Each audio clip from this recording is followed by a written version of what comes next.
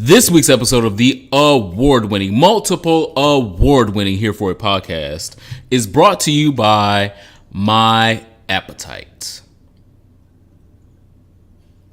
Satisfy my appetite with something spectacular. Check your vernacular, then I get back at you with the diamond-like precision. Insatiable is what I envision. Can't detect acquisition. She tried to get me together. That's not what she said. That is what she said. She said can't deduct acquisition. Detect acquisition. Okay, sure. Can't detect acquisition from your friend's expedition, Mr. Big Willie. If you really want to know, ask Chile. Could I be a silly hoe? Not really T-bars and all my senoritas are stepping on your felines, but you don't hear me though. Okay. That is one of my favorite female bars from the 90s. That is from the one and only Miss Lisa Left Eye Lopez. Rest in power. Rest in power. Her birthday was yesterday, and I figured that we should open up with my rap skills. Well, Chad, we have to re-record it twice. There's a hater in your midst, everyone. There always is. It's always one. They are closer than you think. I don't need a lot of wishes, but I'll be okay if I get one. Did you see the Beyonce Always on Beat and they show her at Beachella doing the step to what? One Wish by Ray J. One Wish. Oh, girl, no, I did not. If I had one wish, I think that was his only hit. Kim Kardashian was his other hit. And then I Hit It First was his attempt at his next hit, but I am the Superman, TheeSupaman, aka the Catsuit Killa, BKA Hot Boy Martell. So you wearing catsuits now? I've worn many a catsuit. You've seen them before. oh. Strict tops and catsuits. Oh, I like the way this sounds. Kitty cat. I saw a link because I was looking for the DMV sex party videos. Don't judge me. So, in one of the tweets, it was like, strict tops get in the sex party for free. And then I was just like, this is like ladies free before 11. Yes. Except for in the game world, it's strict tops. Yes. Because they knew how many bottles were going to show up. Yes. No, it says strict tops free all night. But yeah, I was just taken aback. But shout out to you, the Catsuit Killa. Mm-hmm. You can also find me at Rockaletta Moss's school for gifted girls. My name is Ronald Matters. Follow me on the internet at Ronald Matters. And of course, RonaldMatters.com. Make sure you guys are using our official hashtag HereForItHive when discussing the show on social media because we are looking, lurking, liking, and responding to you guys. Hashtag HereForItHive. Our icebreaker this week is, what is your ideal day of self-care? If you could take a day of healing to recharge and prepare yourself to come back to the world and slay, what would it look like? Can I just put my phone on airplane mode and play Angry Birds? Angry Birds 2 is my jam. Lots of sleep because Lord knows. I sleep on my side. I sleep on my left side. And in between naps, whatever the new content is on the YouTube or the Netflix, because I really want to watch She's Gotta Have It Too. It's getting mixed reviews, but mixed reviews is like, okay, well, I got to see it for myself now to know how I feel about it. So then there would probably be like something that I would do. So like Netflix, Angry Birds, and sleep, and of course child alcohol, because naturally alcoholic. Cool. I think mine, I would rather be fully unplugged because I'm plugged in all the time because of this show, one, and being on top of what's going on in the committees world. And boards and all of those things as well. So, like my ideal day of self-care would be to leave all my phones somewhere, not bring my laptop somewhere, and not be on the internet at all for the whole day. Either be on a beach, because that just changes my whole soul. Or be in nature some way. So, if I was in like a forest, I could do a forest with a nice tent though. I can't just be out in the forest. Or a beach. And, maybe I could just have a notepad and a pen and I could write instead of being on electronic devices. So I thought this was a great icebreaker because It's important for all of us to identify what those days look like and to plan them and make them happen, because you do need a break and you do need recharging, and you need to visualize what it looks like so you can put it into play. And so that is what our self-care days would look like in the future. What are yours? Make sure you plan yours accordingly. Our word of the day, WERD, is wolf. Don't look at me, because I know what it means. Just educate the other kid. Okay. Oh. What do you think a wolf is? I'm in the community. You can discuss. Okay, a wolf is a gay male who is neither a twink nor a bear, but falls somewhere between the two poles, similar to a cub. You was on the blog. It was like wolf at the Superman. Let me look, Google. I'm Googling. Oh, someone called me a wolf? I identify with wolf. Yeah, because you mask presenting and got a beard and stuff. Yeah. But I'm not skinny enough to be a twink, and I'm not fat enough to be a bear. You own the blogs as a wolf, so you already out here. And then they just had the International Leather Mail. Oh, we're going to get there. Oh, okay, because there's some drama with the... We're definitely going to get there. So, our word of the day, wolf. That is how you categorize these people that are neither twink nor bear, somewhere in between. Oh, wow, this wolf. Oh. Change your panties, girl. I searched the word wolf on Google. I got what I was looking for. Hello. Google will answer your prayers. Thank you guys so much for listening to this podcast for the past 2 years, for supporting us through our ups and downs, our highs and our lows, and our bullshit.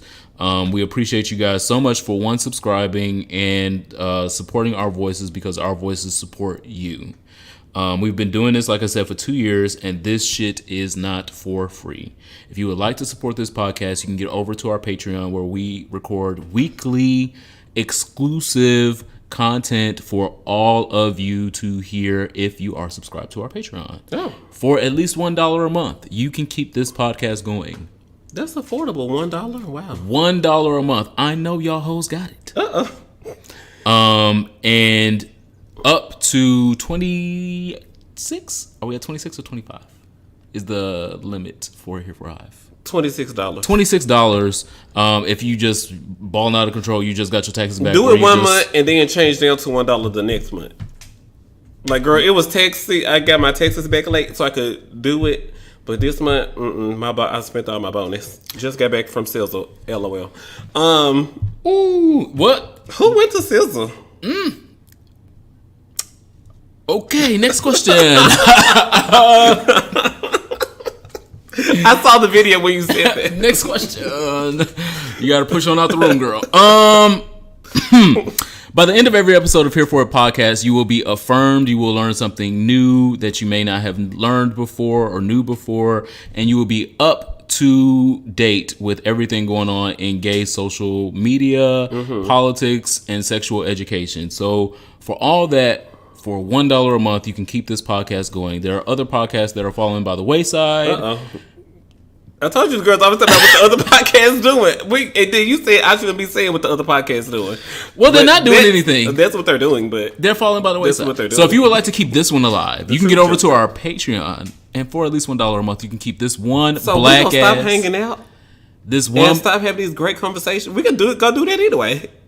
You can keep this one black ass, gay ass podcast on. We would appreciate you so much, and so would the community. I'm not gay no more. Our affirmation this week is: your name is being spoken in rooms that you have not entered yet. I had to tell somebody that today. I said, because if what is it about? If you're not at the table, you own the table. Child, I had to tell. Better make sure, child, because if you're not at the table, you own the table. They discussing you, positively or negatively. And maybe both at the same time. The goal is to make your believer stronger and more vociferous in you and your vision than your haters are in your downfall and your demise. Be concerned when no one is talking about you. That is when you should be concerned. So your supporters, you need to empower them. You need to make them visible. You need to let them know that you care about them. You appreciate them, so that they will go out with your message, just like Jehovah's Witness. Just like Seventh-day Adventists. They go out with that message and they be strong as fuck.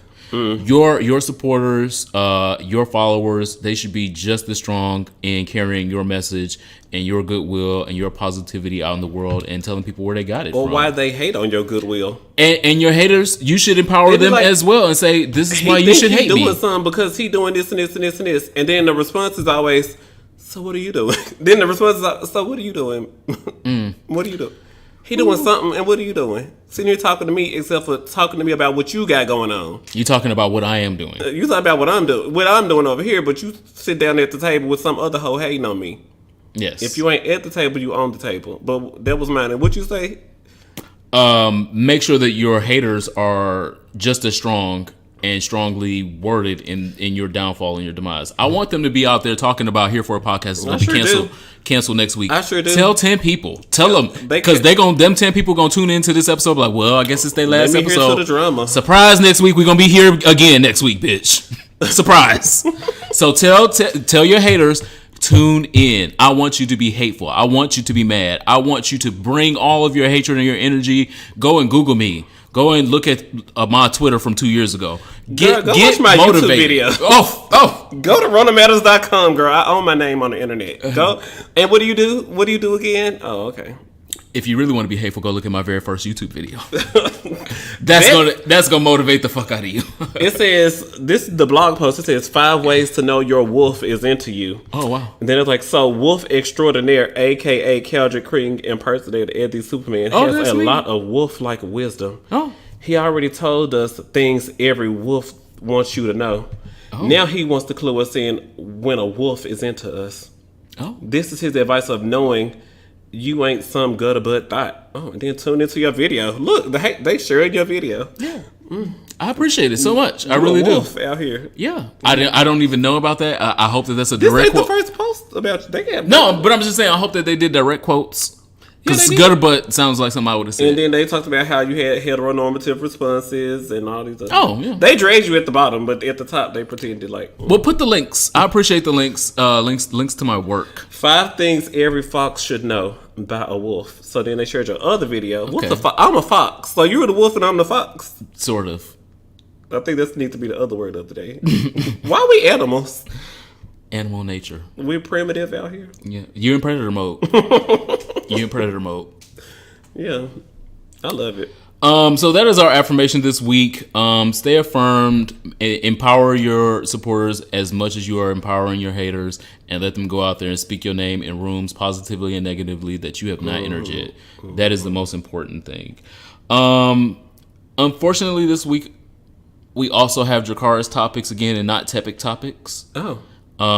Tepid topics means just a little warm, a little fizzly.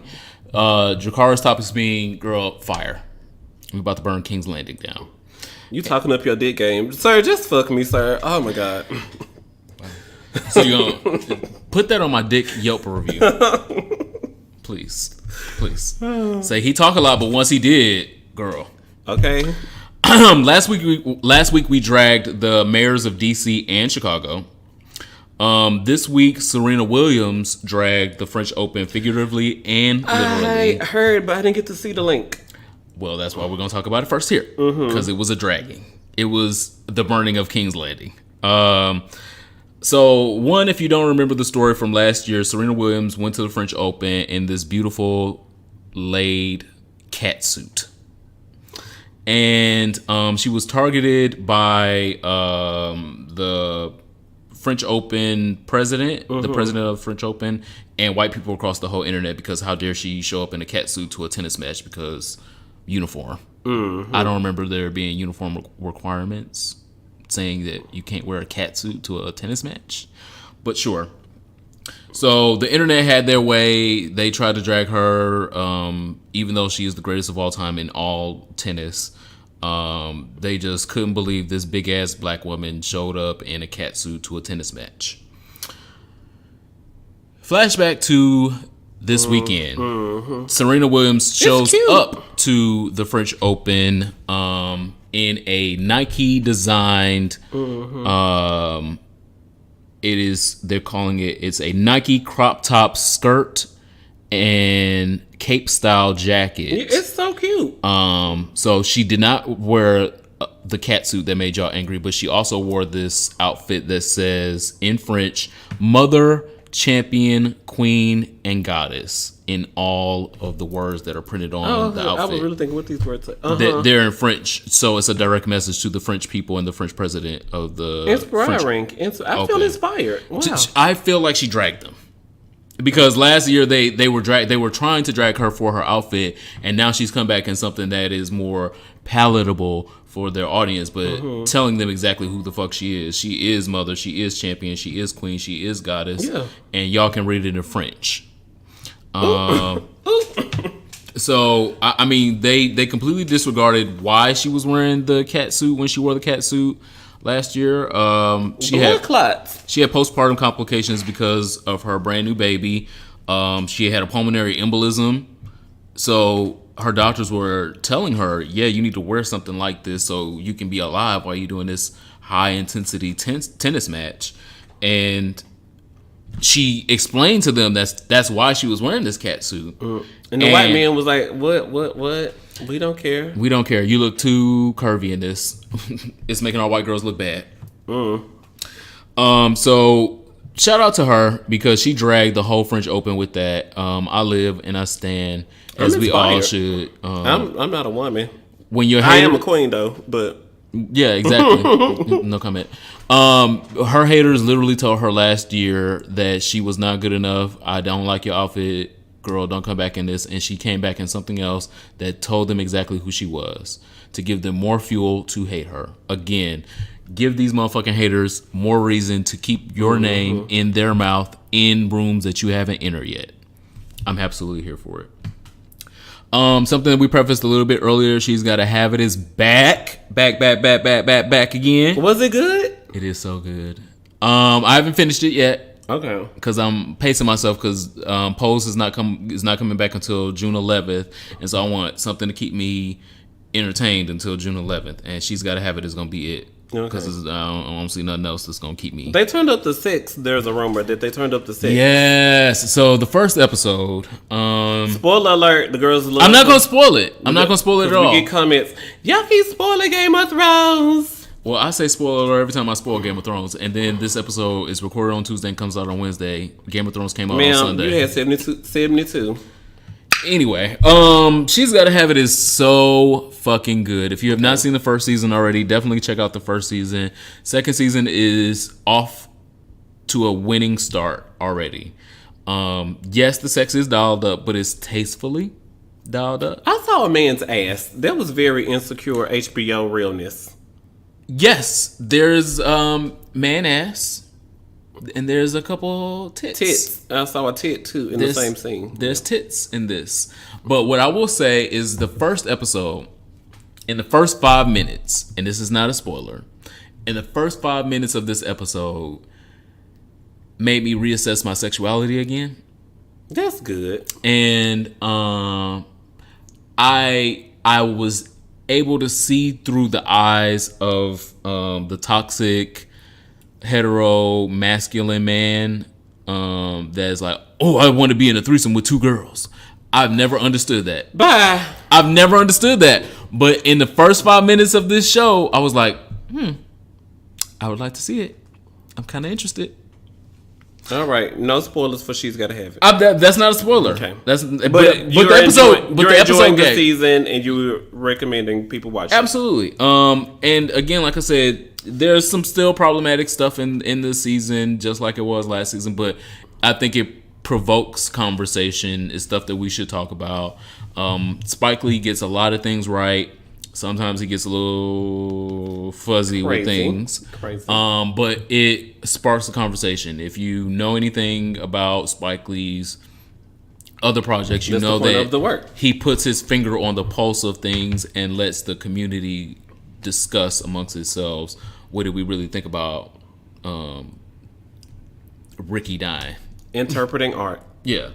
And it's the same here, and I think it's really great. I'm excited to see Nola Darling as a great, powerful black woman character. I believe she identifies as pansexual. We'll see. But it's really great. Check it out. We're not going to talk spoilers for at least probably like 2 more weeks to give y'all a chance to watch all of it.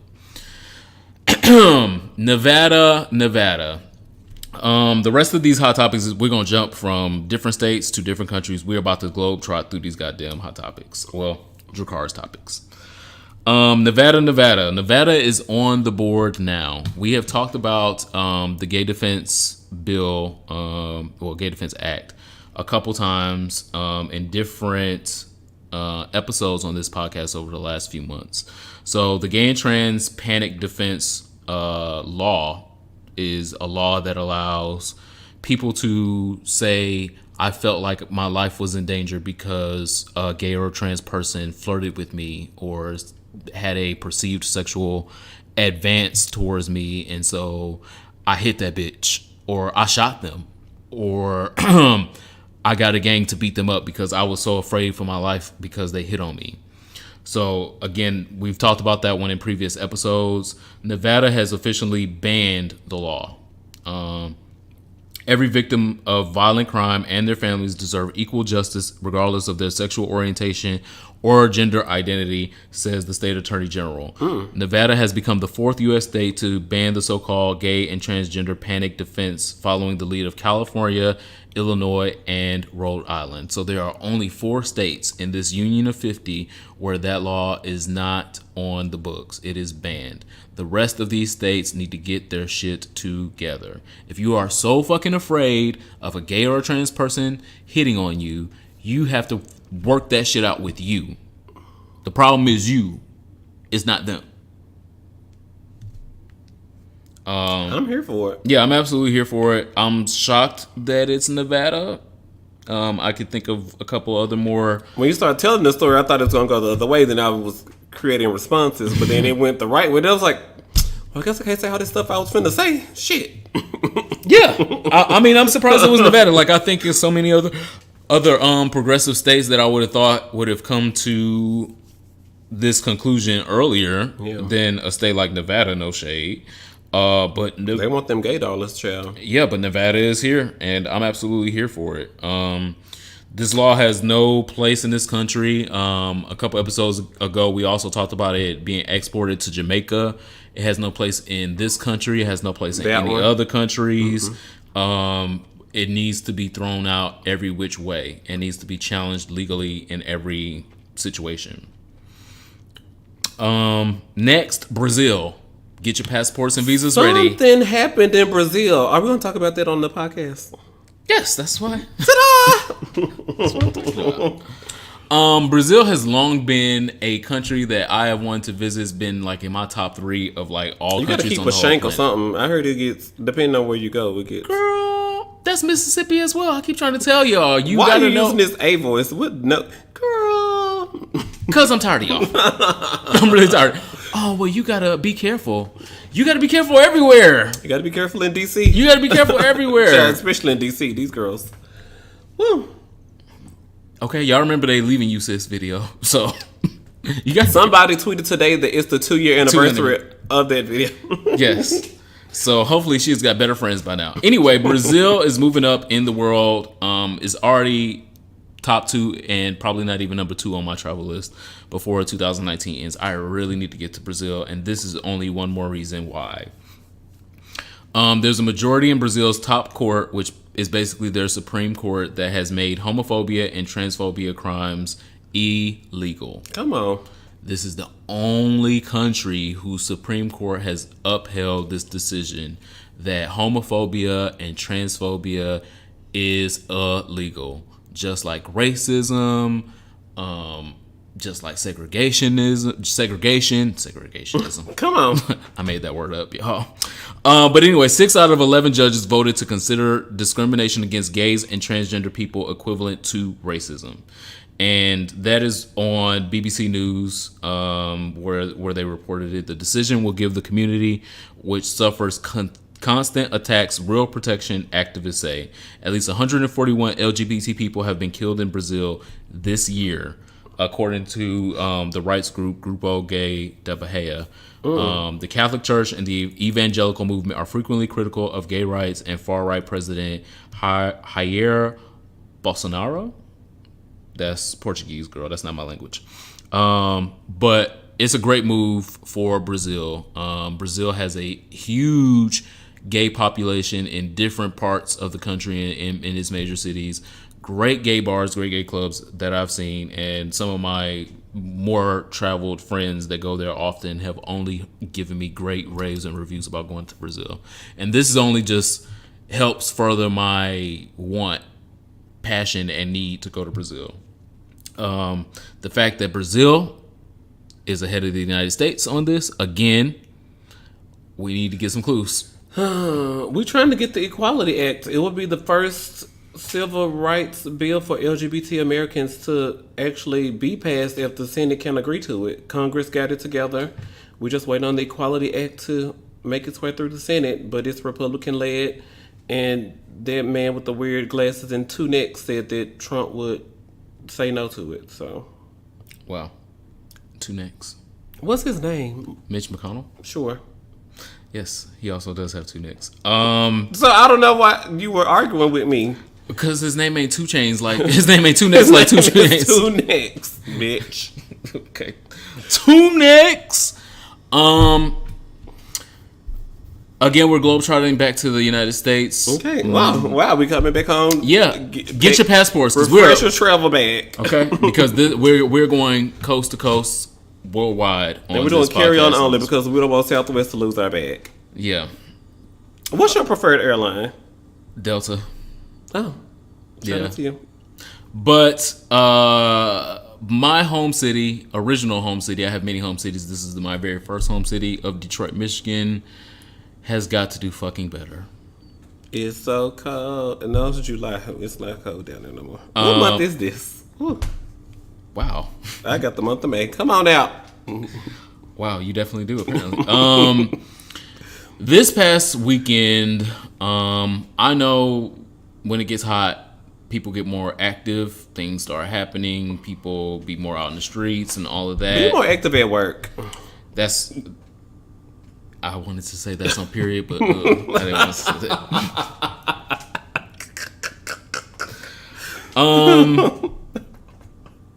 There were 3 men murdered in a shooting on Detroit's east side this weekend. 3 black gay men. The names still have not been released yet, but we know they gay. Well, the person that was reporting on the story that was on the news knew the people that were killed, knew the 3 boys. I'm not going to say his name, but he reported on Facebook as he knew the 3 guys as friends. But all 3 were shot in a house in East Detroit, the east side of Detroit. What? And 2 of them were pronounced dead at the scene. One was in critical condition and later pronounced dead at the hospital. Allegedly, there were arguments about these friends having sex with someone else's boyfriend. Gunshots rang out. 3 black gay boys, I say boys, but I mean men, are now dead over possibly having sex with somebody's boyfriend. We have to do better. Detroit, y'all definitely have to do better. This is a abhorrent story. The stories that come out of Detroit just make me sad almost every time I see a goddamn Detroit story. But if I call you my friend and I sleep with your boyfriend, the ramifications of that is, girl, you just not my friend no more. That's it. It's not, let me go get the gap. Let me go get the strap. It's not, let me shoot that bitch because I got to show her something. I got to prove a point. Are you still gonna be with that nigga? Cause that's it. It takes 2 to tango, Apparently 4, because that's what I'm talking about. So the rumor was that all 3 of these boys have slept with this one boyfriend. Wow, he gets around. That's the point. Oh my god. So imagine. So, I'm the boyfriend. Let's say I'm the boyfriend. Ronald Matters is the friend, and then we got 3 friends, 3 other friends. All 3 of our other friends have had sex with me. That is crazy. Ronald Matters is mad at those 3 friends for having sex with me, and then he shoots them. Oh, that is crazy. Why?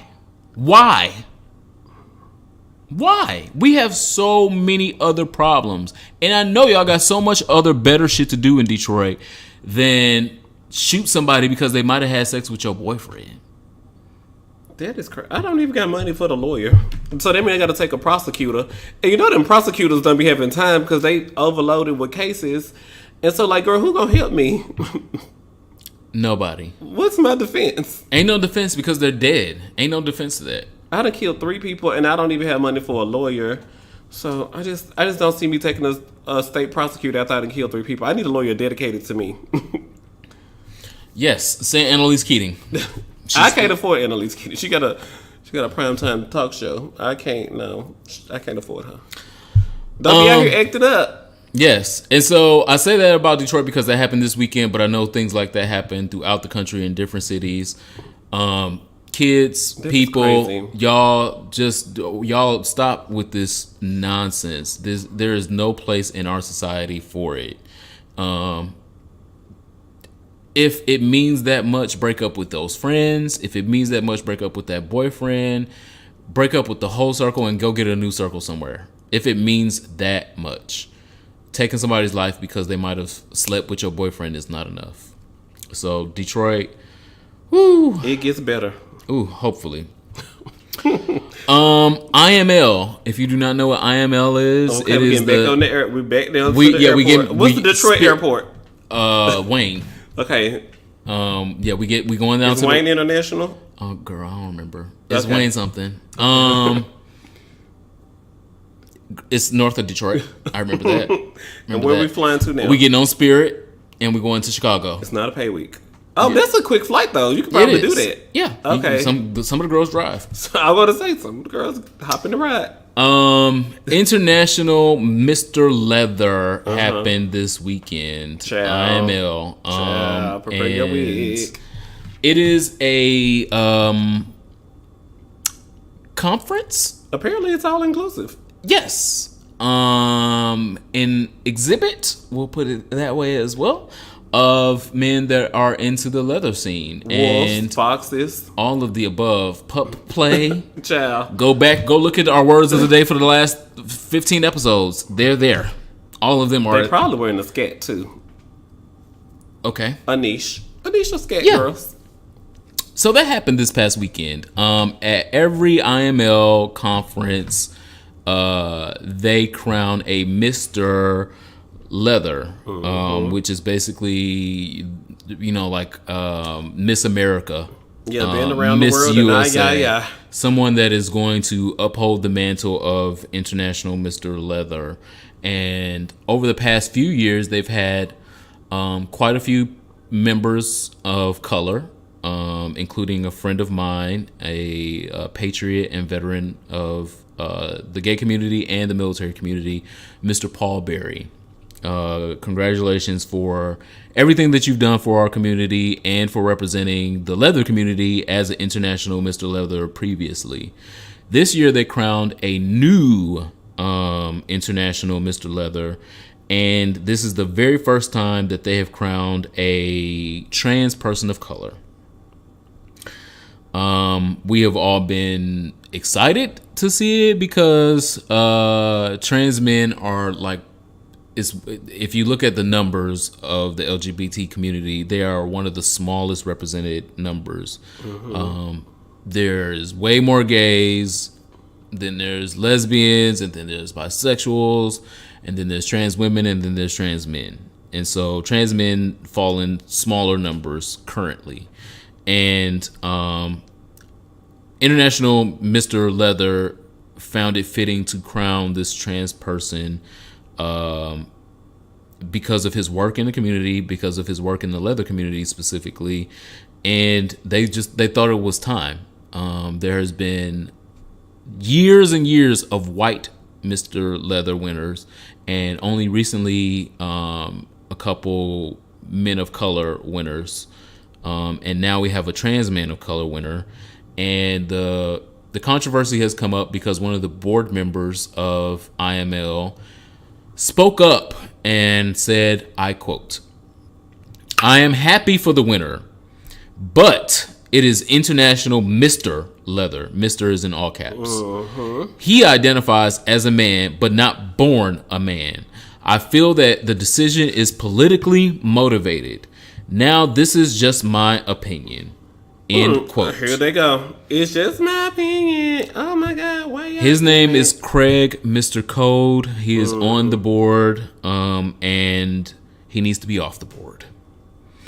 If you harbor these transphobic, xenophobic rhetoric in your head, then you do not need to be on anyone's board of trustees, board of leadership. Go sit at your house with them opinions. The community, the leather community, and the larger community is trying to move forward in inclusion and progression. And if your old white ass cannot get on the boat, on the board to represent that.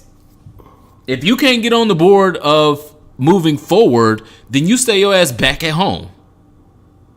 And I literally mean that. And I say that as a board member of another movement where we have to walk the same lines. Be inclusive all the time. Inclusion all the time. Everyone's experience. And even when we try our best, sometimes our best is not good enough. But it is still incumbent upon those board members and those people of positions of trust to not come out against someone because they don't feel like this is what Mr. Leather should be represented by. Mr. Leather shouldn't be represented by a trans man of color. Why not? Y'all done have 40, 50 other white men represent Mr. Leather. Why can't a trans man represent Mr. Leather? That was because it's a person of color. Oh, because it's a person of color. Well, they didn't. In his quote, he didn't say the color part, but that was the undertone. Well, I mean, girl. The undertone was very white cishet male of, well, it's called Mr. and he wasn't born a man, he was born a woman. Why does I'm on his profile? Why does every contest have to be inclusive? It's not being inclusive. It's being what the contest is. He identifies as male. He is a man. What are you talking about? Are you not also a man? He on here telling me some, you guys are bullying me, and I have read your opinions, but I just think my questions are valid, and I just would really like to let you guys know that I'm happy for Jack, but I still have valid questions, and I would appreciate if all the bullying would stop. No. You are not a white woman. So what are you gonna change your gender now? Because you acting like a bitch. Wow. I am a white woman in America, and my opinions are valid, and you guys are bullying me. This is the only type of bullying that I'm with. I'm for it. Can this bullying stop? No. If you are going to get on here and start the bullshit, because it wasn't no bullshit. You started it. As a community, we were all excited to see Jack crowned as International Mr. Leather because we ain't never had no trans man win no shit like this. Do you know how many other barriers, glass ceilings that trans men have to climb and get through because ain't no trans men representing? It's Laith Ashley out here. That's it. Think about another trans man. Find one. What's another trans man celebrity? It's Laith Ashley. Well, we got Shane Ortega, who we love and support. Okay. But, I mean, I'm really thinking, I think that's about it. Okay, great. Right. So that's what I'm saying. That's what I'm saying. So there should be room for everyone. There should be room for trans women. There should be room for trans men. There should be room for gay black men. There should be room for some more white gay men in some places. There should be room for everyone. And so when our own community is against members of our own community, that is the problem. I think we talked about Joseph Reeves' comments at the State of the Gay Union, where Joseph Reeves said the problem is not crabs in the barrel, the problem is the barrel, and people like Craig are the barrel. Anytime that you are willing to subjugate someone else because they don't look like you, they don't identify the way you identify people should be born with this gender, or they should have stayed that gender. Stay your ass in 1955, because we don't need you in 2019 at the fuck all. I applaud the rest of the board of IML. I hope that they do the right. I hope that they do the right thing and they put his ass off the goddamn board, because there's no room for that. There's no room for that in 2019. Maybe in 1999 you would have had a place where you could say these things, and maybe some people would support you, and then they would quiet the rest of the conversation down. Maybe. But in 2019, there is no room for you. If you want to have those opinions and those ideas, you stay the fuck at home and get the fuck off Twitter, because we're going to drag you there too. I just hate that he messed up his mentions during the holiday. It's the holiday. I don't want my mentions to be in ruin like this. I want to go to the barbecue and chill. I'll be like, whoa, I can't imagine his mentions. I can. Why would you do that to yourself? Go on break. No, don't go on break. Go on retirement. Or that, Go on retirement, because it's time to clock out, because you can't clock back in after this. You can't be like, well, I made a mistake. All trans lives matter. I don't believe you now. Oh my God. Oh wow. That's what they do. They will let the story die down. I'm being bullied. I respect Jack as the winner, but I still have questions and they're valid. No, they're not. I have questions about this beard that you supposedly are wearing, but I ain't asked about that. Well, I identify as I'm talking about Craig. I'm not talking about your beard. Oh, I was like You felt red. Okay. Wow, I was like no comment. Oh. Next question. The girls have been asking me to have a beard, so I got one. It's a struggle because, look, my estrogen level's different, okay? I believe that. My last Dracarys topic is fire, because there's not enough voices in places like Kenya. I agree. And one of the most prominent and biggest voices has died, unfortunately, at the age of 48. So I'm going to mispronounce this name, because I'm not smart in saying these types of names. But I'm going to spell it so you can look it up if you don't get my pronunciation. This young man's name is Binyavanka Wanyana. It is spelled Binyavanga. Last name Wainaina.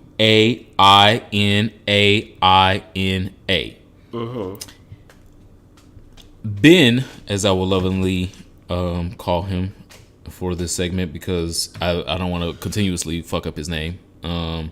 Ben was a Kenyan writer and gay activist in Kenya. He was internationally renowned for his writings about the criminal culture against homosexuality in Kenya. He was revered for being an activist for gay rights in all of Africa, and he developed his own publishing house for his writings and for the writings of other LGBT people in Kenya. He's a celebrated author who came to prominence for winning the Cannes Prize for African Writing in 2002, continued to slay the girls throughout. He died just before Kenya's High Court was scheduled to deliver a long-awaited ruling on whether to abolish colonial-era anti-gay laws. And so, as we know now, that court did not uphold that decision, but his fight continues. I know that we have... Thank you for being a voice, because, like, even in America, I'm like, would I still want to be as vocal with my voice? But I'm just like, girl, child, I probably would. Just be in danger all the time. So I definitely, as a person who would allow mouth in YouTube videos and a podcast, but we need these voices. Yes. So fuck hashtag repeal 162. And just all the openly gay people are down to is it called a consulate, an embassy? They're down to the embassies and begging people for asylum. Well, that's the embassies. And so and the embassies are just like, okay, can y'all get off our sidewalk? Stand on the sidewalk, ma'am. You know, that like none of the embassies in any of the countries are trying to take these openly gay people in. But after Repeal 162 didn't pass, what else is the gay community supposed to do? So more voices and more people are coming forward because this shit is fucking crazy out here. Yeah, I mean, like, imagine what it is to be a Kenyan LGBT person right now. One of the only activists in the country has just died, and then the Supreme Court does not uphold decisions to not criminalize homosexuality. Be better about it in your country. Be best. Where's Melania? Where's Castax? But shout out to Rafiki, which is about two Kenyan women. Lesbians. It says good Kenyan women.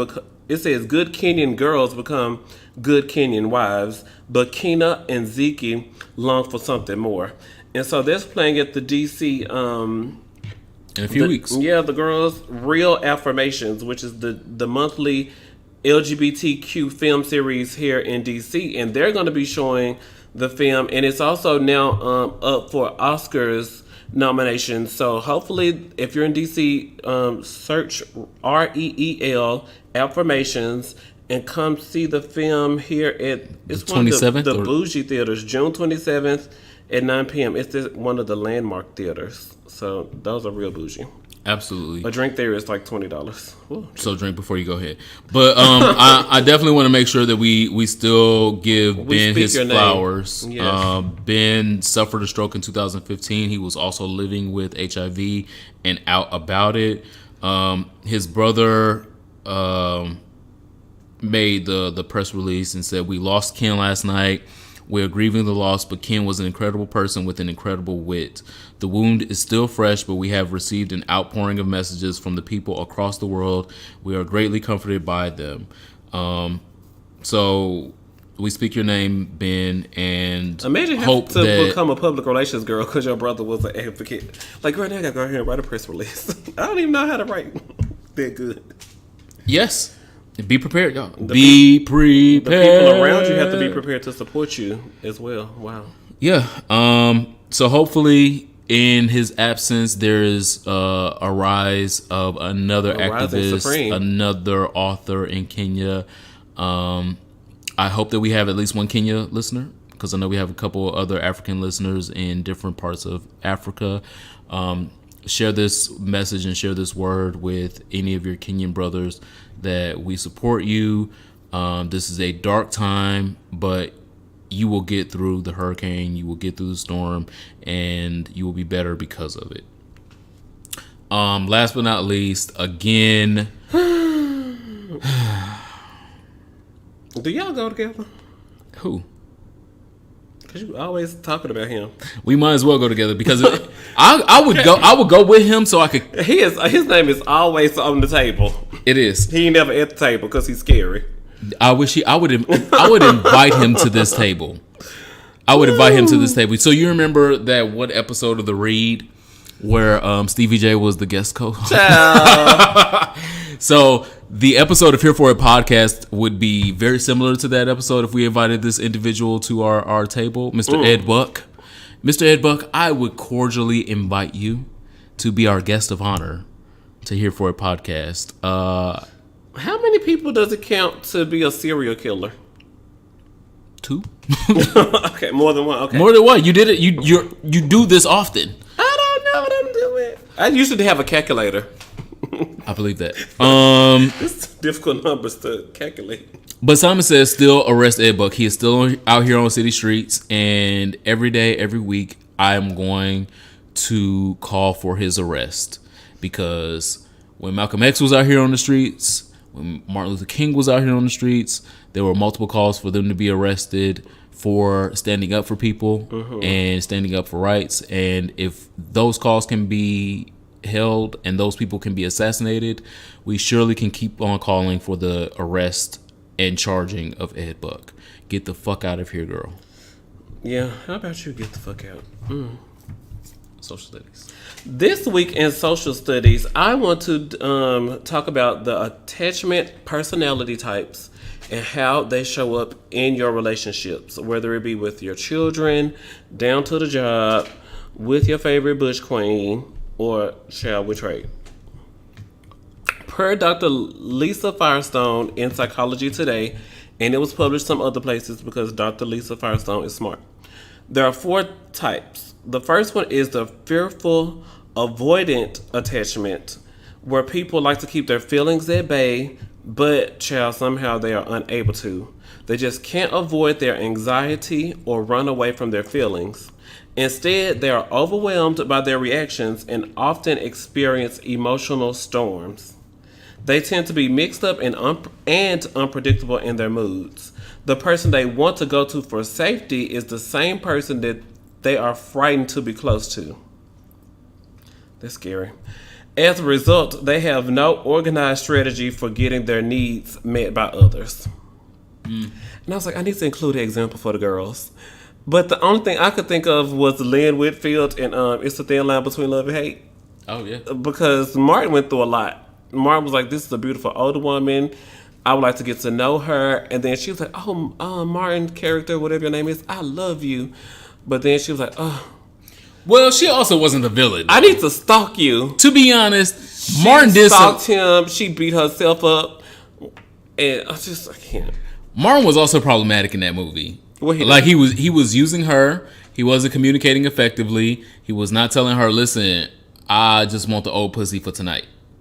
And would like to swipe your card. Yes. Very Megan Thee Stallion. If I'm with your daddy, then we going to the mall. You know it's expensive to date me. You know it's expensive to date me. But he wasn't communicating any of those things, and those set off the chain reactions that she had. So she wasn't like the full villain. If you go relook at the movie again, like I see it like almost every year because I still love it. I remember when I went to go see it at the drive-in. Anyway, she's made to look like this angry black woman villain, but when you look at his actions set up the domino effect of her saying, really, nigga? You think you gonna fuck me like that?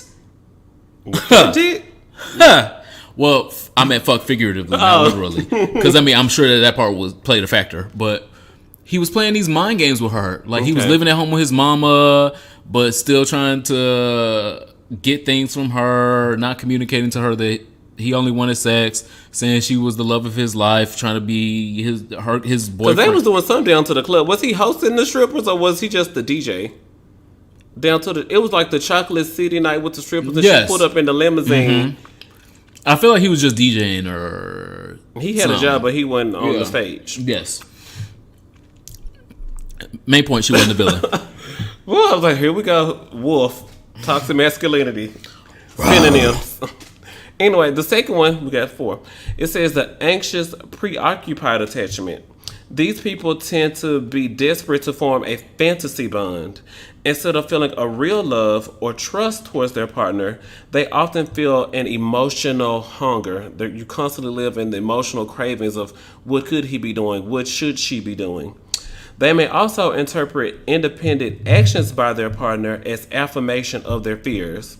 For example, if their partner starts socializing more with their friends, a person with an anxious, preoccupied attachment might think, see, he don't really love me. This means he gonna leave me. I was right to not trust him. And I feel like a lot of gay people have experienced that in relationships before. Mm-hmm. And that's our own fear of being vulnerable. I feel like I identify with that one a little bit. I wasn't gonna point at you, but I was pointing at you in my head. I identify with that one a little bit because I always feel like I know I am giving, but then I'm also judging what you're giving or what you're not giving. And me constantly being stuck in what you're not giving instead of what you are doing. Yes, you want to go to the club with your friends, you're going to get drunk. When you come home, you giving this pussy to Megan. So what is he doing? Because somehow if he's my man that I'm dating, I like something about him long enough to keep him around beyond the sex.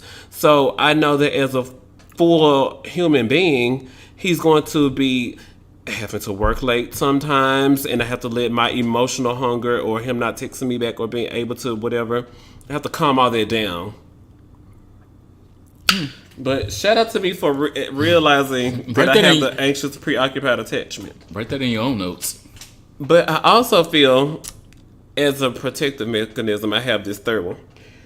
The dismissive, avoidant attachment, dismissive and avoidant, have the tendency to emotionally distance themselves from their partner. In heated or emotional situations, they are able to turn off their feelings and not react. Oh, yeah. For example, if their partner is distressed and threatened to leave them, they would respond by saying, I don't care. Okay. That's me. And then I put in my notes, Superman, what do you know about this one?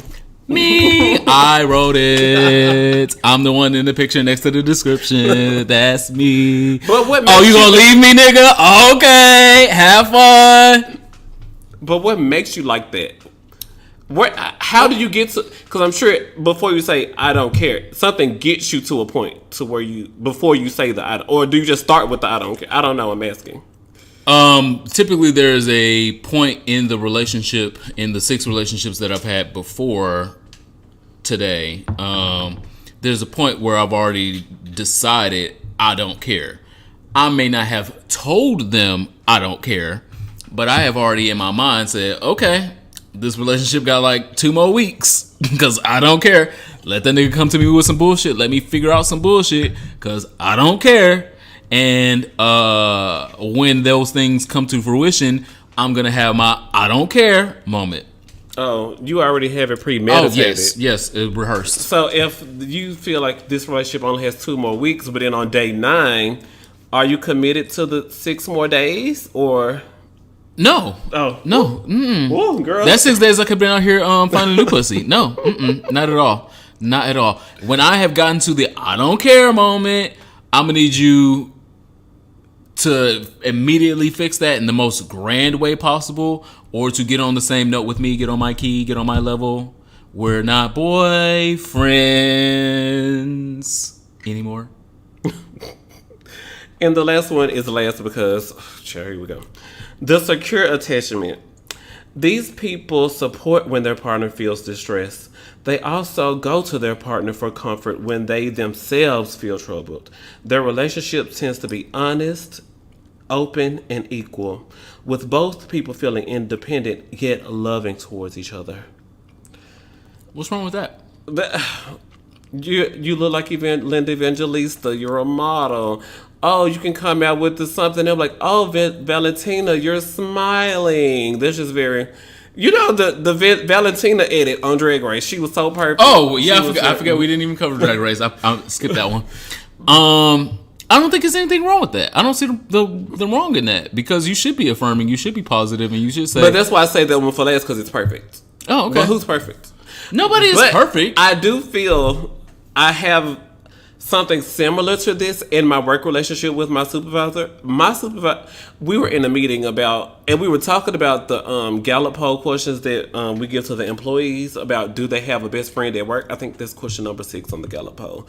And so they were saying, like, a lot of employees at where I work were saying, like, they don't have a best friend. And I was like, well, I don't have a best friend at work either. And my supervisor, who's sitting next to me, she hits me with her shoulders like, really? And then I was like, well, we're not best friends. And then another manager was like, well, you have to break it down for the employees on, like, do I have someone I can confide in about another coworker? Or if someone in leadership is so-and-so, can I go, like, cry to them? Or I am comfortable listening to them coming to me about it. Because my supervisor, when she come in there and close that door, I used to be afraid that she would be coming there to have a serious conversation with me. But when she come in there, she closed that door, she wants to gossip. And I just have to, excuse me, sir, I'm going to call you right back. The director just walked into my office. That usually helps, but the director is my homegirl, so I know she about to bitch to me about something. So I do feel the secure attachment at work. Have you ever felt that with a parent or... With a parent? Like other relationships outside of sexual relationships. So from an HR perspective, I will say, do not trust these hoes. Oh. Any and all. Because come on, HR. Those are the first persons to come to HR to say, listen, I'm friends with this person, but as the director of this and that, I have to say, she did this, and I think she's so nice. That's always what they preface. Yeah. How nice you are. You're a nice person, but she's so nice and she's so gentle, when it comes down to the work, like her. But she did this. But do not trust these hoes at work. If it's a difference between trusting these hoes at work and your paycheck, trust your paycheck. So should I be like you, dismissive and avoid it? Yes. I don't care. Or should I be more fearful and avoidant? No, people smell fear. In a professional environment, you never want to be fearful. You always want to be a wolf. What is her name? Dr. Lisa Firestone was saying that parents should definitely do their best to have the secure attachment with their children, so that way they can come talk to their child about, like, hey, it was really disheartening because I was watching something this weekend and the black mothers were talking about how they have to have the conversation about police with their 7 and 8 year old young sons. But white mothers don't. But because they want to have a secure attachment with their child, where the child understands their mother is telling them this for a reason, and the child understands. Mm-hmm. But that's social studies this week. The 4 personality types and how they show attachment personality types and how they show up in your relationships. All your relationships. All of them, child. RuPaul's best friend race happened. Oh, we going back to you to put a back again. Ooh, now we flying down to LA for the reunion. Yes, the reunion had happened. It wasn't that eventful, and that's okay. That's why I passed it the first time, but that's okay. Yeah. Notably, I lived for Vanjie's I lived for Vanjie's new face, because like they did the pan around the couch of all the girls coming back for the reunion. And I was like, "Oh, who's that snatched black queen?" Because I didn't recognize her at all. I was like, she's painting lighter and lighter. She's painting blacker and blacker. She looked like a black girl on this episode. Oh, you didn't think she looked black? I got the other direction, but okay. Oh, she looked black to me on the reunion.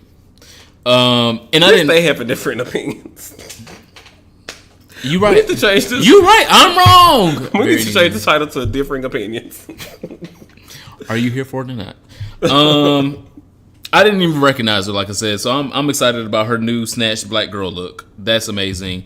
I'm happy that they gave your girl Brooklyn a little bit of the villain edit on this reunion of like some of the girls coming for her and be like, I don't know if you're really that girl that you saying you are. What Megan said, if I wasn't number one, they wouldn't be coming for my spot. So, I mean, I think even. And so after the reunion, I do think Evie's gonna win. I believe Evie's gonna win as well. She's getting the Sharon Needles edit. She's different. She's weird. She's odd. But that's not an edit. That's been her since day one. The bitch pulled in with a goddamn. Yeah, I agree. Someone with that edit will win. I'm saying like those character traits usually wins Drag Race. No, the character trait of being white and blonde usually wins Drag Race. Well, shout out to Monet Exchange. She was in DC this weekend. Oh, yeah, I saw her on a flyer somewhere. Yeah. And it said the winner. Petty. But tune in next week. We will be reviewing the last episode and we will talk about who was crowned and who was not. More than likely. Well, I'm crowning right now to talk about sexual health. I believe that. This week in sexual health, welcome to the Sexperts casting couch. It's always casting. Why y'all never have girls cast decided? Cast need to be picked before I get on set. None of these girls have been qualified yet. The ghetto. Except one. The ghetto. Hey. So this week I'm speaking up at the wedding. That's fine. You're gonna be in a mausoleum anyway. very, very pup play. Yeah. Anyway, this week in sexual health, I'm going to talk about a SWOT analysis. And so those of you that know what a SWOT analysis is, you probably are wondering why this is in sexual health. But I'm going to break it down. If you do not know what a SWOT analysis is, a SWOT analysis is SWOT. It means strengths, weaknesses, opportunities, and threats. Strengths meaning things that you feel will do well, or you might do well at, or someone that you might be having sex with may do well at. Weaknesses, things that you or someone that you are going to have sex with lacks, or they're not good at. Opportunities, there are markets for specific areas of growth, meaning I'm not good at that, So it's an opportunity for me to get good at that or learn more about that before I get into future sexual dalliances. Threats. These are emerging competitors, things that might compete with you in sexual situations or you and your partner in the bedroom. So I'm going to give an example of each one, so you will be able to do your own sexual SWOT analysis if you are single or if you are in a relationship. So strengths. Figure out what your strengths are sexually. I'm really good at topping. I'm semi good at bottoming, but I know when I'm on top and I'm doing it from the back, doggy style. This is my move. I win every time. What is it? The 2-hand gluck gluck combo? Whatever. If that's your strength, if your strength is the 2-hand with a little bit of slob and a little bit of lip, and gluck gluck gluck. 5 minutes later, he nutting all over your face. That's your strength. That's your strength. Identify your strength. If your strength is doggy, when he see it clapping back on his waistline, his pelvic bone and hip, and it's fat. I know it's gonna. And then you just move, daddy, and he comes every twice. Time. Yeah, that's your strength. Identify your strengths, because if you don't know your strengths, you are not strong in the bed. And that's single or relationship. You're too old for that. Oh. We see now analytics of the listeners. The age range is like minimum of 21. What are you doing? Identify your weaknesses. Weaknesses, like I said, are things that you might lack, things that you may not be good at quite, or things that you just don't care about. I'm a strict bottom, and I keep running into verse men. Weaknesses. The personal testimony. That's not a weakness. That's a testimony. No, that's a weakness. That's a testimony. Because it's a barrier to you being successfully sexually with other people that might want you to be versatile, might want you to do other things that you're not interested in. Does this encourage beard growth? I'm trying to. It itches. Eating pussy encourages beard growth. That's one of my weaknesses. See, you have to identify these weaknesses and decide. If I'm going to overcome them, my beard grow. Eat some pussy. Yeah, I want a beard. I'm trying to be a bottom with a beard. I'm still gonna be a strict bottom. I'm just gonna have a beard. So you can be a booty eating bottom.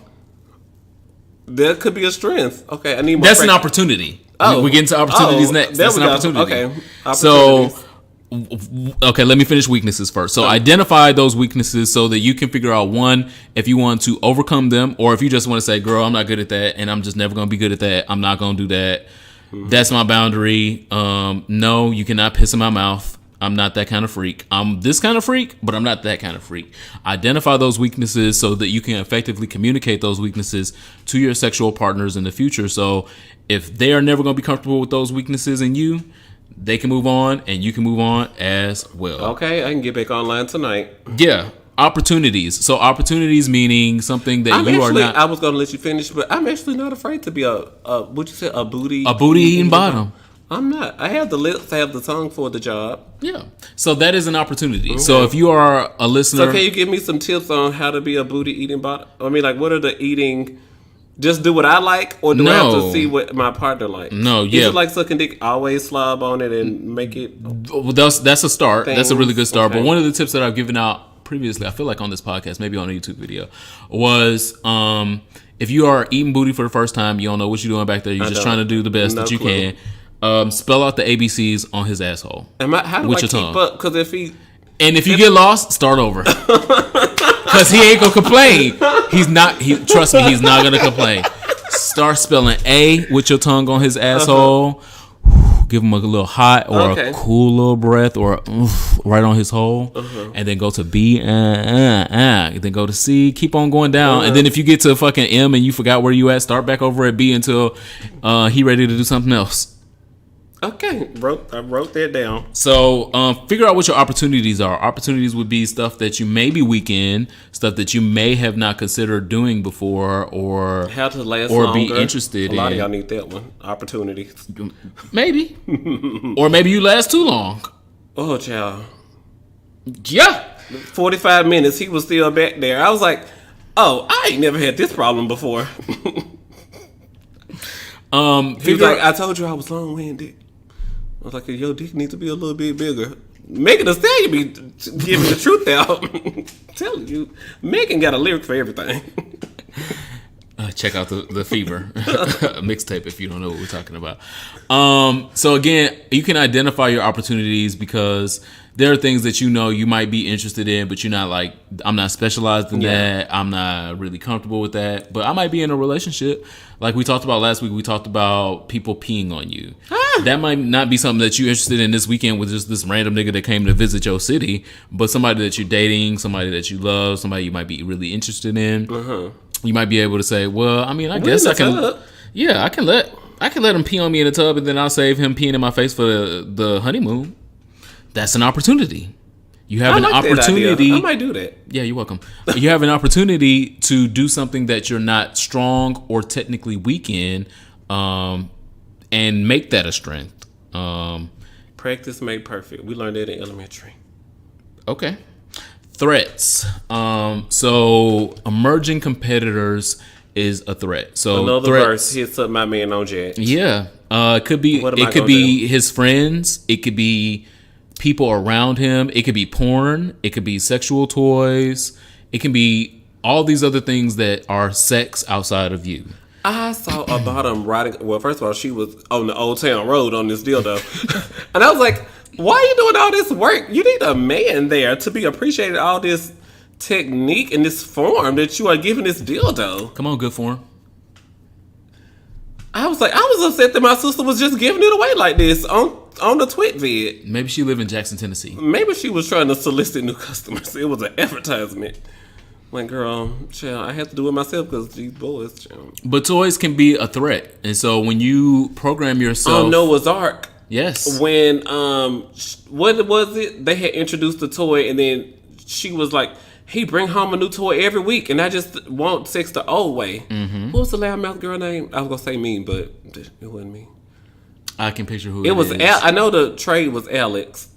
But yeah. I know the big light skinned one was Alex. No. Alex was the bottom's name. I thought it was Ricky. Oh, no, we messed up our Noah's Ark trivia. Damn it, Jim. We gonna get fired. Don't unsubscribe. But on Noah's Ark, first season. Mexinger, she was saying that Alex was into a new toy every week and bring stuff home, and she just wanted to get back to sex the old-fashioned way. Yes, that was a threat to their relationship, their actual relationship and their sexual relationship. So it's important to identify threats. So if they are other people, because y'all are more fluid in y'all relationship, and y'all have these boundaries of we can have threesomes, or we can have sex with other people every now and then, or when we out of the country, or when we out the city. I know some couples do that.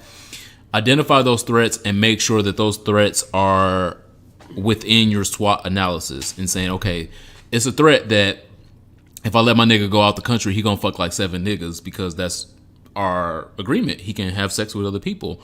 But in that threat, I do not feel threatened too much that is going to affect our sexual relationship. There's some niggas he fucked in Puerto Rico. I'm not threatened by that. That's not threatening to my sexual relationship or my actual relationship with him.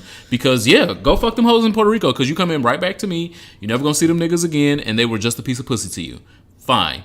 You identify that as a threat and say that's either a real threat or that's not a threat at all. A real threat is, he went to Puerto Rico and fucked them 7 niggas, and he think he gonna fuck 7 niggas when he get back to DC. That is a real threat. You have to identify that and say, no, you fucked them 7 niggas in Puerto Rico. That was nice and fun. Now you're back to regular life. Calm your ass the fuck down.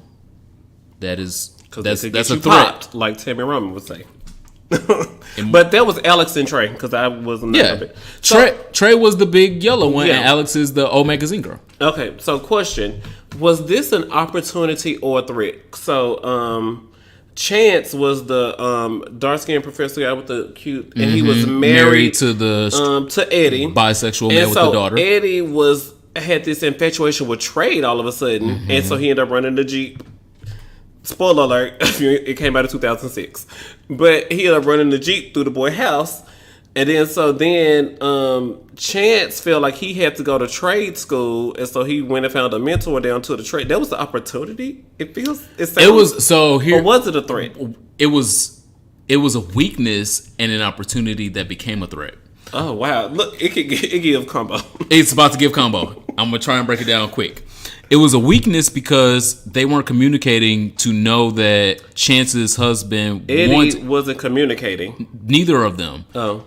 Eddie wasn't communicating to Chance that he wanted a more trade-like boy or in the bedroom. In the bedroom, he wanted a trade persona, quote unquote trade. Fantasy. He wanted more of a macho DL trade type person. So Eddie wasn't communicating that to Chance. Chance was not communicating back to Eddie once he found out, because he found out that he do like trade, and he wasn't communicating back to him that, oh, I know that this is what you like. Let's try and work together on figuring out, do you want me to wear gerbos? You want me to wear a snapback? He sure went and got all this stuff. He got all that stuff for another nigga. Remember? Because he went to the school, and then he started trying to date the person he found at the urinal. Yeah. So he wasn't communicating with his partner. He was communicating with other niggas outside. And then it became a threat. And so that's what makes it a threat. So now this is a threat to our sexual relationship, because now I don't want to fuck you because you fucking with the DL trade off the online, and I'm fucking with the trade that I met at the bathroom. And so now we not fucking at all. And now this is an opportunity for both them niggas to break up our relationship.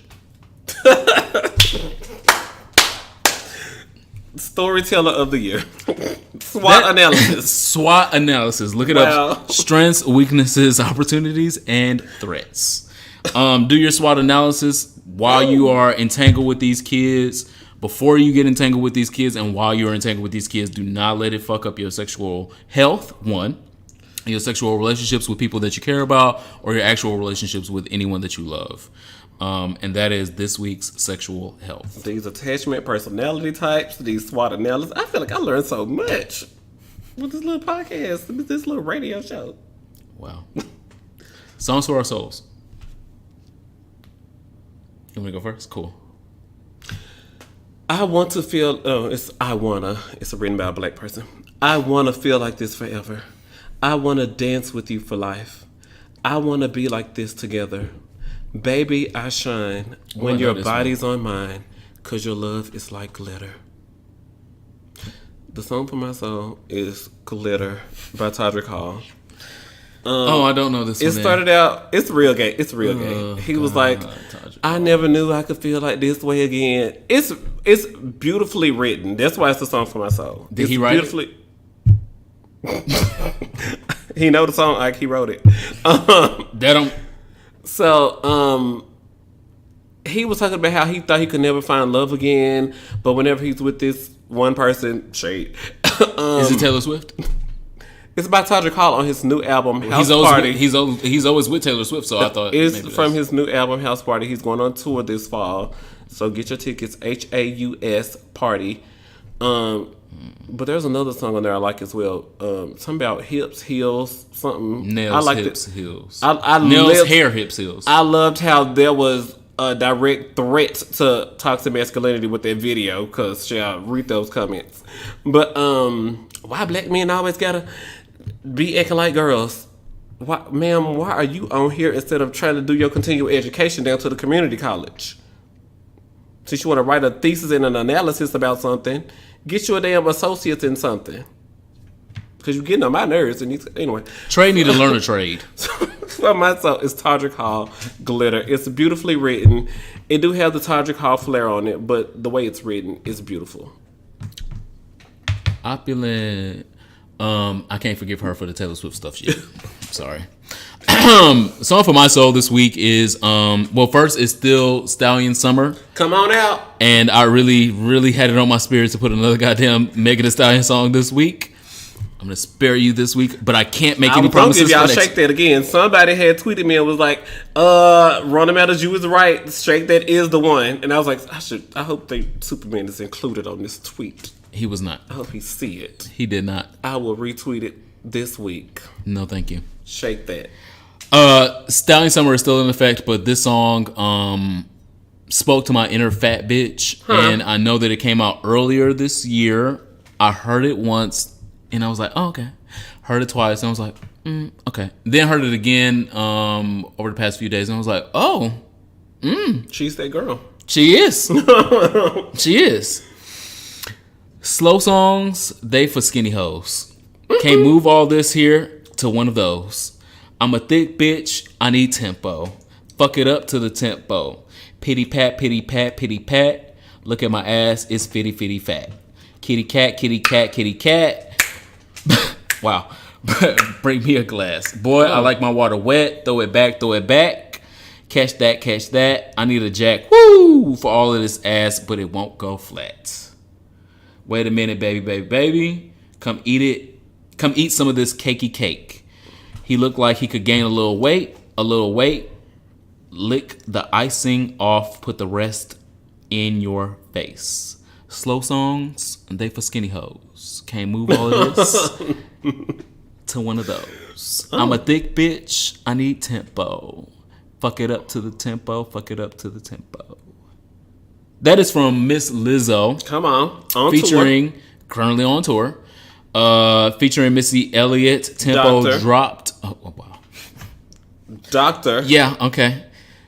Honorary doctor. Shade.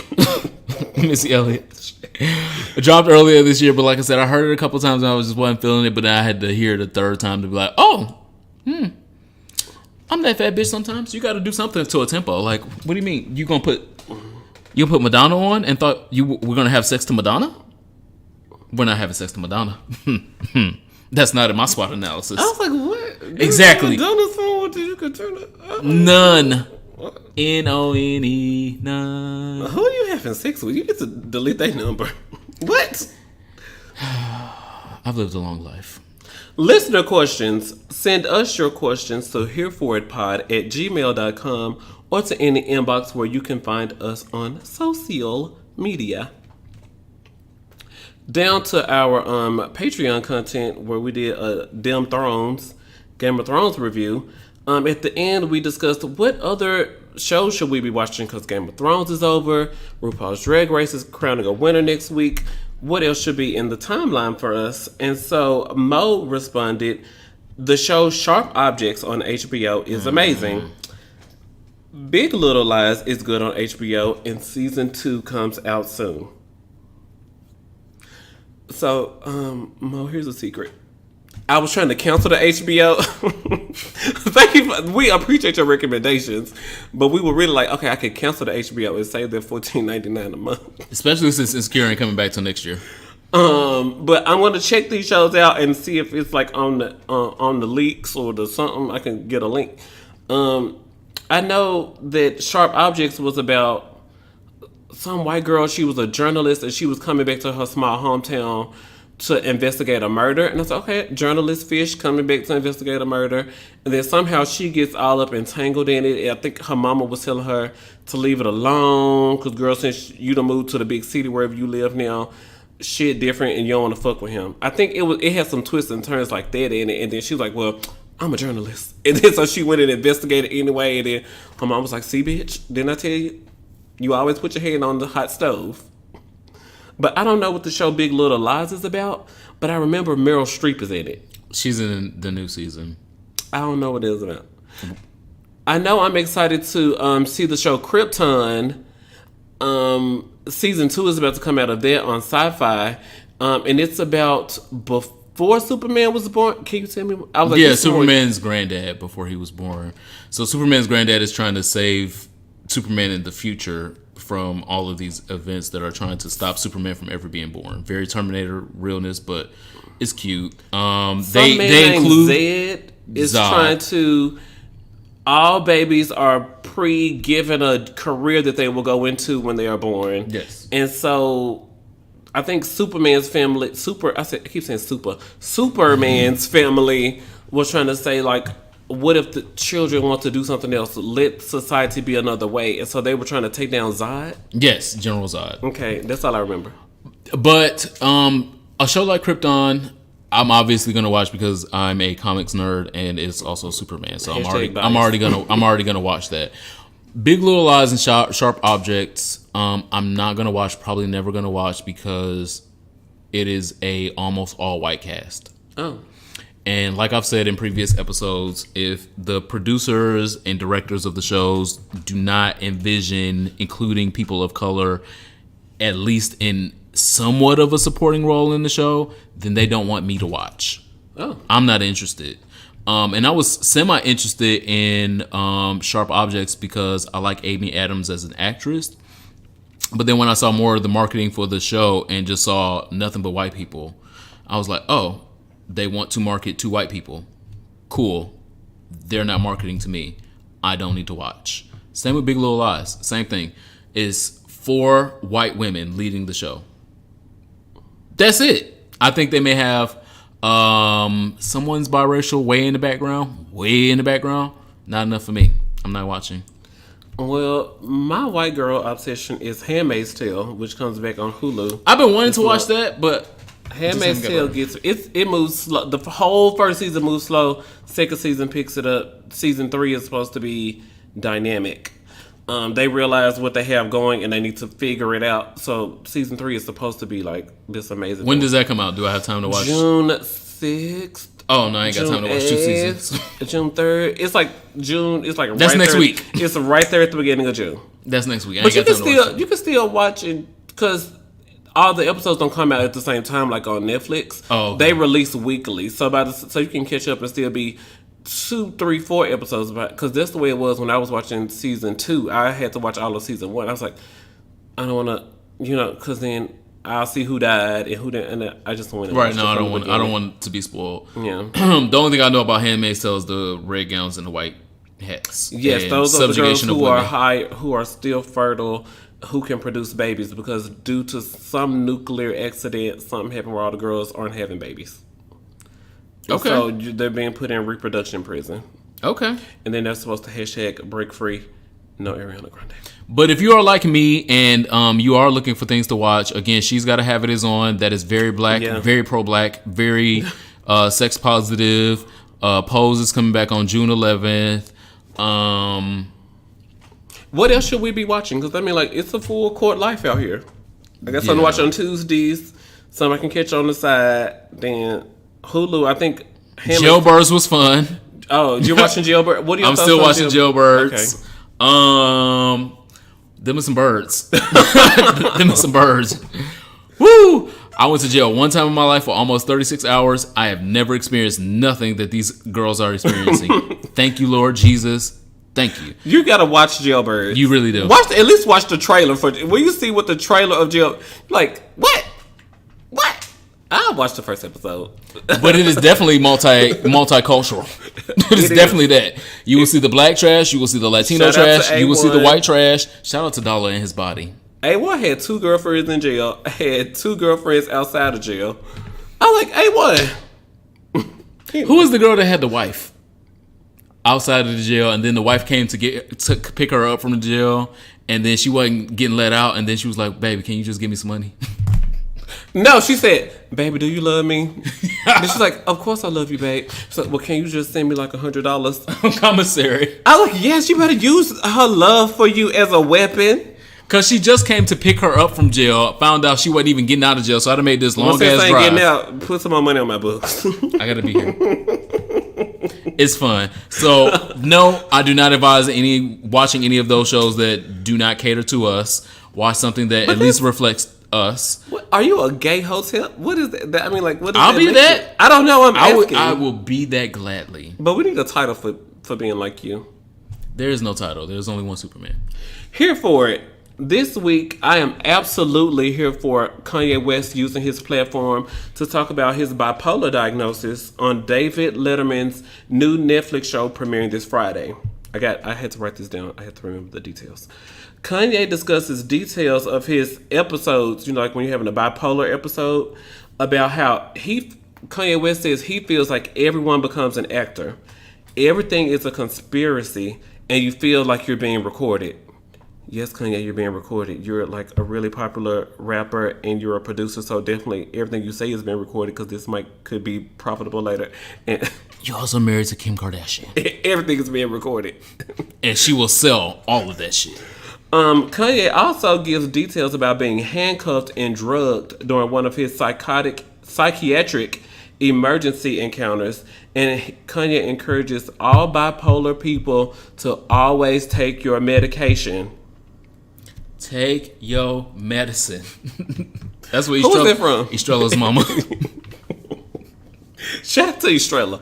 But back to Kanye. This is serious. I'm so glad that Kanye was afforded this space. Well, not, he could afford. He was granted this space down to the Netflix with David Letterman to effectively use his celebrity and his influence instead of talking about Donald Trump. Tune in this Friday to David Letterman's new show, My Guest Needs No Introduction, on Netflix. Okay, so this is season 2 of that. Yeah, because Obama was on there last season. It was some good interview. I watched, like, Jay-Z was on there last season. It's some problematic girls on there this season, and Kanye West is just one of them. But I'm glad that Kanye used his platform to discuss his bipolar disorder and encouraging other people to make it through. And I'm absolutely here for it. Yeah, the only problem with that is you cannot be in the midst of your crisis giving advice on said crisis. You need to be through your storm. He will never be cured from bipolar disorder. Can you be cured from? I'm asking. You can be. There's a threshold of treatment. Okay. And so Kanye West ain't that far away from the last episode that he had publicly. We don't know what the last episode he had privately is, but he ain't that far away from the last episode that he had publicly, where treatment has gotten him to a place where he can be effective in communicating what it looks like to be on the other side. There is places I've been diagnosed with post-traumatic stress disorder for a long fucking time, and I am still not in a place where I can effectively talk about the other side of post-traumatic stress disorder because, girl, I don't know what that looked like yet. And Kanye West is in a similar position because he don't know what the other side of bipolar disorder is. And even if he never finds out what it looks like, that does not give him a place to say, well, girl, everything gonna be all right. You don't know that. He does talk about currently being diagnosed 2 years ago, and he discusses, like, girl, I was just diagnosed 2 years ago. And he was discussing what happened during the psychiatric emergency and what it was like to be handcuffed, tied down to the bed and drugged. He's just talking about his current experiences and how he remains encouraged through those things, because he realizes, like, when he gets to a place where he feels like everyone is an actor, everything he does is being recorded, and when he starts feeling that way, he knows an episode is about to happen, and he needs to communicate that to his wife, because child, I'm a white woman. She is an actor. So he needs to communicate that so she can be aware that an episode is about. He talks about all of that, but we still haven't seen all of it. So I'm going to remain encouraged that the full episode will be uplifting. I'm going to remain skeptical because I don't trust his ass yet. I don't think he is the right person to report on that because he's not too far away from his last motherfucking episode. All right. What are you here for or not here for? What I am here for this week is a quote I am going to give you from Ms. Blanca, a.k.a. MJ Rodriguez. Deliver, boy. She did an update to the vocal. You said, hey, I'm getting better. Not that one. Something a little more profound that I think is extremely important and timely because the topic is getting more popular, but the message is still being left behind. Quote, ballroom is not a trend. It's about family, end quote. I think that the term and the great things about ballroom is becoming more popular because of Pose and because of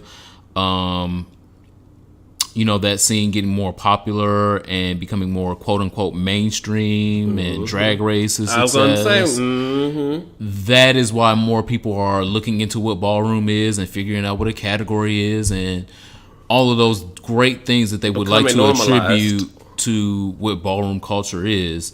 But don't forget that ballroom culture started because these kids didn't have no family and they had to make a family from no family. Pepper LaBeija was like, these kids look up to me. And I'm just like, girl, I'm going through it too. Literally. I'm finding solace when I get down there and go do a category. Yes. And as the mother of the house, grow up child. Literally.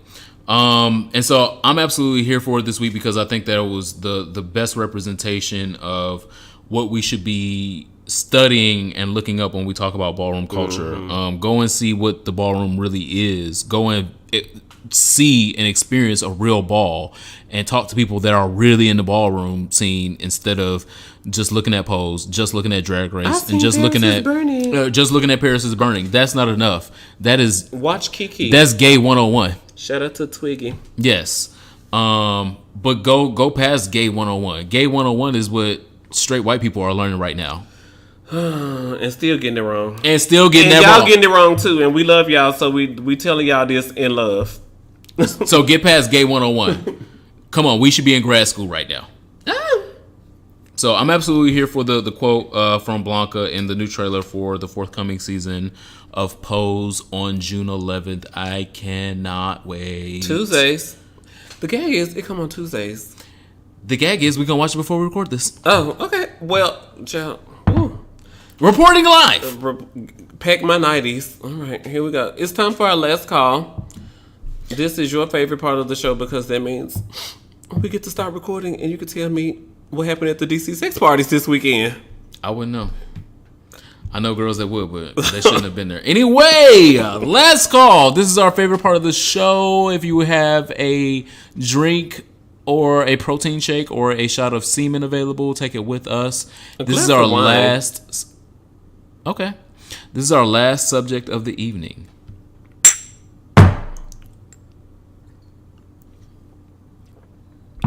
My last call is to claiming the victory. Oh, wow. I claim the victory that during Pride Month, there will be so many donations to Black gay charities in America. Somebody tweeted this over the weekend. They were like, while you're here for DC Black Pride, please give a donation of $25 to a local charity. You're going to go to I heard that the park got up to $80 this year. It wasn't a full $120. They got up to $80. The girls was paying $80 to go to the club. The park, the club, not the park. The park at 14th. Park. That is a club. The park at 14th. That's the club. So y'all out here paying $20 for drinks. You know, we always gotta judge you. You doing this? You doing this? How come you don't got time to go to church? Well, y'all doing all the other stuff. Just find an organization, whether it be local or national, and please give a donation. $25 is a big help, especially when giving a donation to a local charity. And plus, you look good to the girls that run the charity. So you can call them when you don't got your light bill money. And they're like, oh, well, fast track her because she gave a donation. But, so just pretty please, you guys, during Pride Month, give a donation to a Black gay charity. And I just claimed the victory over that. And that's my last call. And also be wary of companies that use this season, Pride season, as a tool to pretend to be an ally. Companies like J. Crew, Bloomingdale's, Also's, Welcome, McDonald's, H&M, and Nike, and Lululemon. I don't know. Lululemon. Her. I don't shop there. This for girls. Okay, that's why. It's for girls. All have Pride discounts and things going on. They have Pride banners and they make their product in rainbow colors. All of that. Even Disney World has a Pride festival that they're going to do next month as well. But be wary of those companies and look into whether they are donating that money back into the community. Because it's one thing to use the community during Pride season, but not have any pride in the actual community. Now check that, Phaedra voice. But what you will know is that he needed $10 for a pizza. So look at her. She out here single. Now check that. Phaedra. Ooh, let these storylines play out, girls. Let these storylines play out. Do you think Phaedra's coming back? Probably. It's expensive. Well, you know when the girls are trying to keep the budget down, Candy, you cost a lot of money. So if we can get rid of you, then sure. But then to break her contract, because you know, like when you sign on to a show like that, you sign off like 2 or 3 seasons. So is Candy's contract at its end, and they just decided not to renew Candy's contract?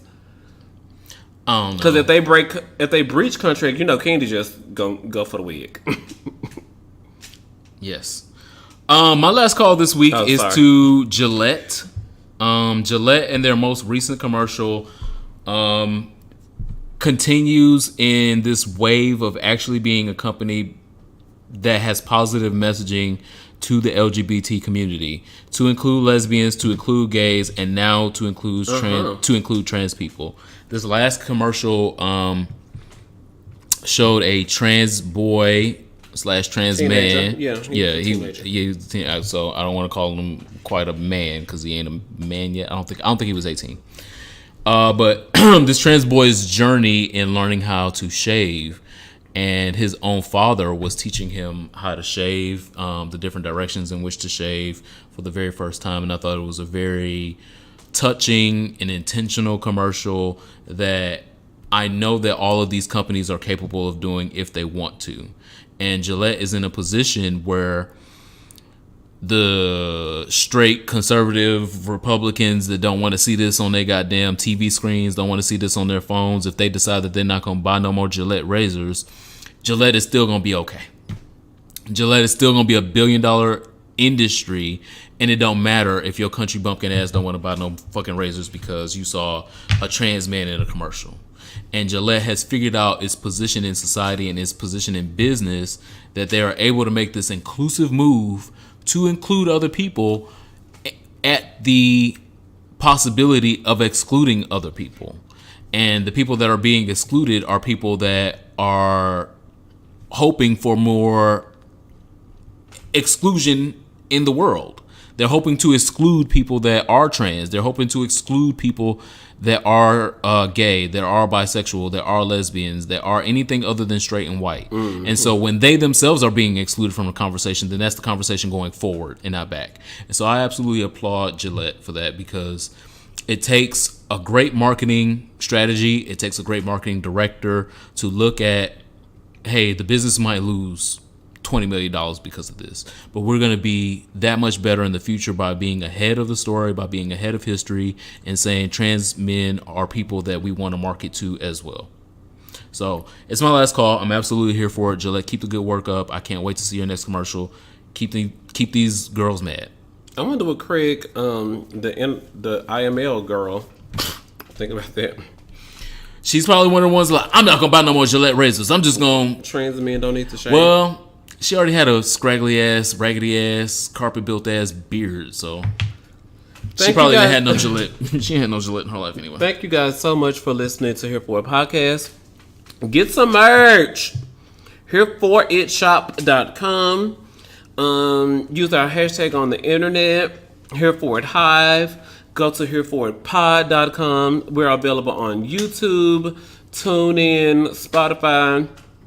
It's your boyfriend house.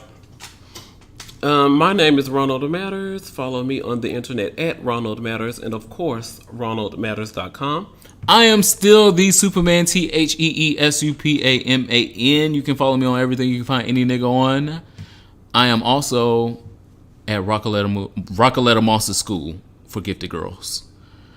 The revolution will be televised. Take your Truvada, children. Bye.